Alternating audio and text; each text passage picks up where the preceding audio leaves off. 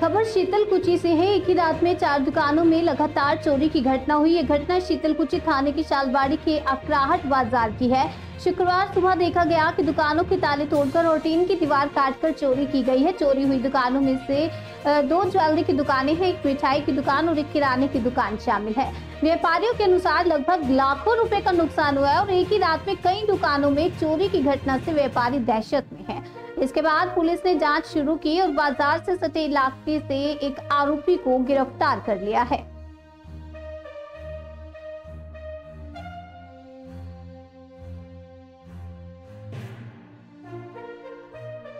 এই বাজারে কি হয়েছে?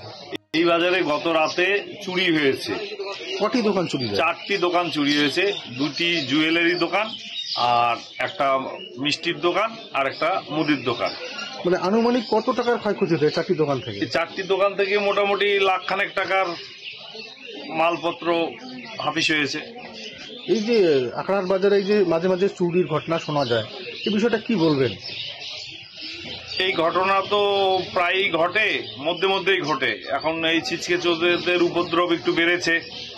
তা প্রশাসনের কাছে বলবো, পুলিশ প্রশাসনের কাছে, তারা যাতে রাতে রেইকিটা বাড়ায়, এটা একটু টহলদারিটা বাড়ালে পরে আমাদের পক্ষে সুবিধা হয়। আর দোকান গলিগুলোর মধ্যে একটু লাইটের ব্যবস্থারও প্রয়োজন আছে।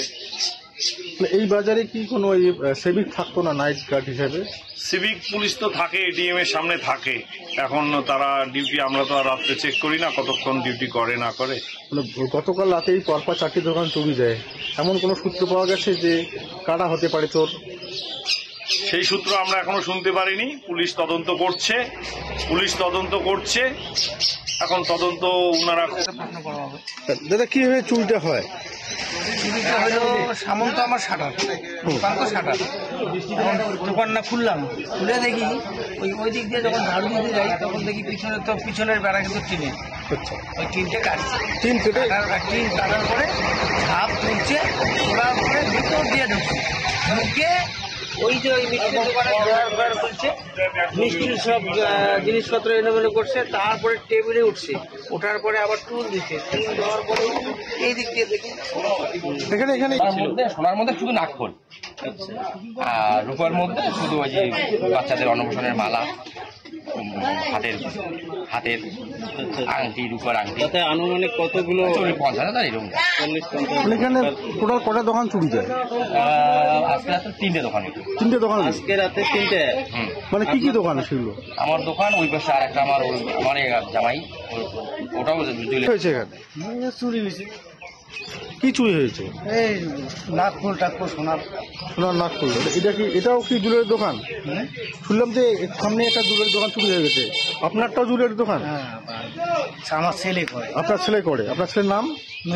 মিঠুন বর্মা। আমার দোকানটা ঢোকার পরে জিনিসপত্র ড্রয়ার খুলছে, ড্রয়ারে একটা অ্যামাউন্ট ছিল। কত টাকা ছিল? ড্রয়ারে একটা অ্যামাউন্ট ছিল 10-12 হাজার টাকা ছিল। 10 থেকে 12 হাজার টাকা এরকমই আছে। ও টাকা নিয়ে যায়নি? টাকাটা নেয়নি, টাকাটা এরকমই আছে। ইভেন এই পাশে এসে সব জিনিসের মালটা এলোমেলো করছে। লিকুইড কিছু টাকা ছিল এখানে, এই টাকাটা নিচ্ছে। আর একটা ডলারের একটা বয়াম ছিল, ভর্তি ছিল প্রায়, এই টাকাটা নিয়ে গেছে।